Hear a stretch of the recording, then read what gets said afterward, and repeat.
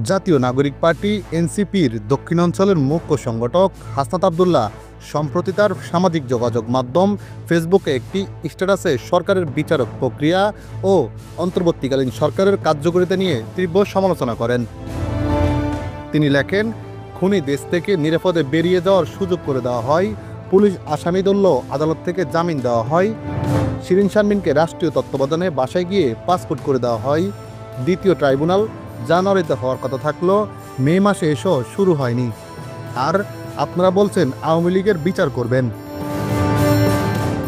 এই স্ট্যাটাসে তিনি আইন প্রয়োগের দুর্বলতা, বিচার প্রক্রিয়ার দীর্ঘসূত্রতা এবং রাজনৈতিক দলগুলোর বিরুদ্ধে বিচার কার্যক্রমের দ্বৈত নীতি নিয়ে প্রশ্ন তুলেছেন। তিনি আরও লিখেছেন, অন্তর্বর্তীকালীন সরকার এখন পর্যন্ত কি বিচার ও সংস্কার করেছেন।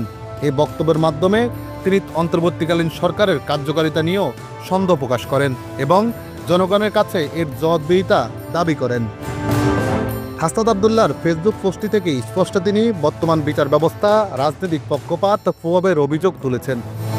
তার মতে অপরাধীরা রক্ষা পাচ্ছে এবং সরকারের কথিত বিচারের উদ্যোগগুলো নিছক ভণ্ডামি মাত্র। পাশাপাশি তিনি অন্তর্বর্তীকালীন সরকারের সংস্কার ও পদক্ষেপগুলোকে প্রশ্নবিদ্ধ করছেন।